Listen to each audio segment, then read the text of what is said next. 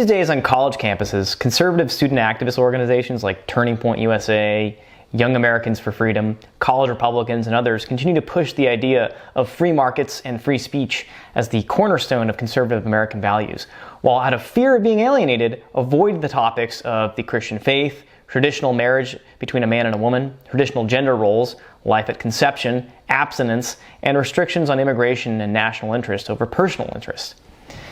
The obsession for individual freedom out of fear of becoming a communist society has manifested itself into a fierce defense of business from government regulations, even if that business is so monopolistic, culturally woke, and anti-American that its power and influence overwhelms the government itself. Neoconservatives cringed at the idea of Trump's tariffs to protect American workers from outsourcing and offshoring because of the free market.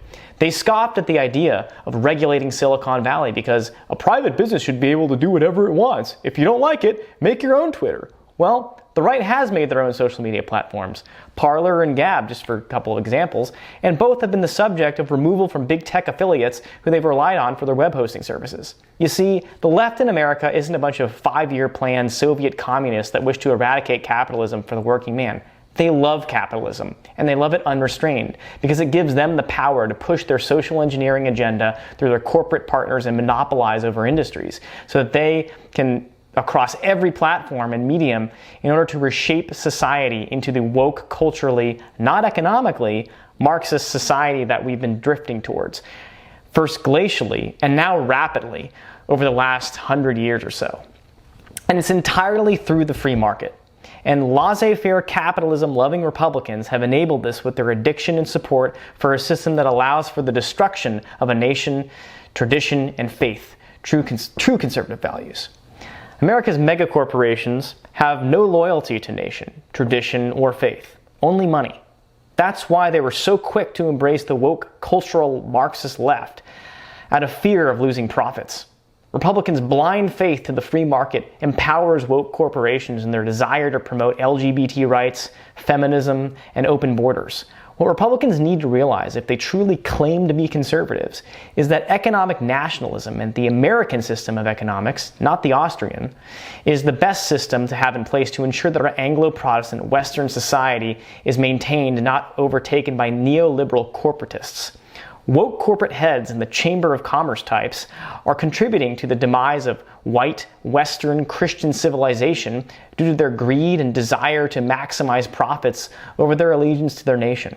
Their desire to maximize profits has morphed into advocacy for increased H-1B, H-2B, and other work visas in order to import foreign labor because they know that they can underpay and overwork them. Because guess what? When you're stuck here on a visa, you don't have the power to negotiate or quit in protest. They know that, and that's why they prefer foreign labor. They say they support bringing foreigners because of the idea of contributing to diversity in America. That's not true. There's always an ulterior motive, people. Here's an excerpt from a Breitbart article on the latest push for increased immigration and cheap foreign labor. The government's offer of green cards with citizenship for the migrants and all their children and descendants is the greatest deferred compensation bonus that can be offered. That's exactly why employers dangle it to entice foreign workers. The employer holds all the cards here, which ensures that foreign workers stay compliant and immobile and don't ask for a raise or better working conditions. There will be no point in sending an American to college, which continues to become astronomically expensive, when you won't get a decent job and might not even get a job. You must just rack up debt, and then you're going to end up living back at home and forced onto the dole. This is creating a permanent underclass of actual Americans who used to view colleges as an opportunity for advancement. In many cases, executives prefer foreign graduates for the desirable starter jobs because workers do not have legal rights held by Americans. Without legal rights, they can be sent back to their poor homelands at the direction of a mid-level manager. This lack of power allows executives to pay them little, ignore their opinions, work them long hours, switch them from one location to another, and transfer from one company to another company. So, what does empowering big woke corporations do? In addition to our government making drastic cuts for work visas for foreigners, corporations that outsource, offshore, and prioritize foreign labor over American citizens should be punished. This should be done in 3 steps. And this, again, these are just my opinions, but this is what I think we should do. Pass laws severely reducing immigrant work visas by 90%. Lower taxes for corporations that hire American citizens and raise them for corporations that seek to diversify their workforce with foreign labor. The more Americans you hire, the lower the taxes. The less you hire, the higher the taxes. This incentivizes two things. A, for corporations to hire Americans and for legal foreign residents to either become a citizen or go back to their country. This would also be coupled with stricter citizenship requirements. So where does that leave America? We have a corporate monopolistic group of companies that want to destroy traditional gender roles, promote degenerate LGBT lifestyle, and have a floodgate of open border immigration undermining actual Americans. So, and then the Republican Party and libertarians and neocons within the Republican Party, they don't seem to care. It seems that the Republican Party, up until Trump came around, was filled with a bunch of people whose only priorities were lowering marginal tax rates and balancing the budget. To hell with closing our borders. To hell with limiting work visas to ensure that American workers are prioritized over foreign labor. The Democrats gave up on that a long time ago. They used to stand for the working man. Now they just stand for wokeism or whatever. And now the Republicans are going down that path too. Now, granted, since the national populist paleo-conservative branch of conservatism overtook the Republican Party with Trump, it's changed in a different direction. But there's still elements, strong elements, of neocons and libertarian types within the Republican Party. And they must be purged. Because these types of Republicans empower the left.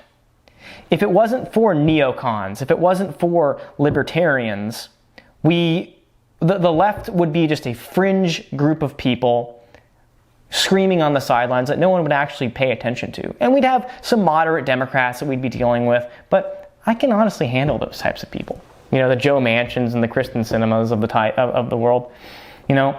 But it's actually neocons and libertarians that have empowered these types through their salivating love over laissez-faire capitalism. And they don't care if these woke monopolistic corporations like Amazon, like Google, and the like, and like our big banks are woke and want to limit the influence of traditional America. This goes for the big banks too. And if there's one thing that I can agree with that Bernie Sanders believes in, is breaking up the big banks. Because they have far too much influence and power over our political system. And they're not conservative. Just because someone runs a big business doesn't mean they're a conservative. Many of these banks and mega corporations donate heavily to far-left Democrat causes. Because they know that these far-left Democrats aren't going to, implement a 5-year plan, as I mentioned before, and get rid of all corporations and nationalize everything. They know that because they know that the left, even the far left, love capitalism.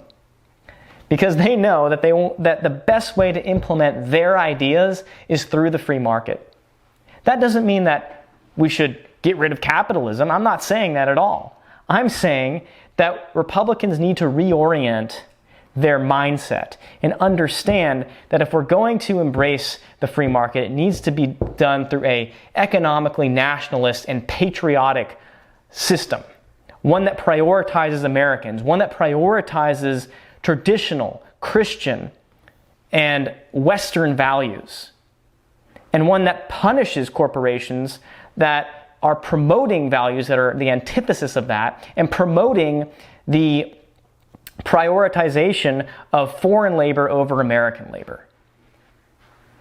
We're in the middle of a fight, a civil war within the Republican Party, and one that the paleo-conservative, America First, nationalist wing of the party must win at all cost.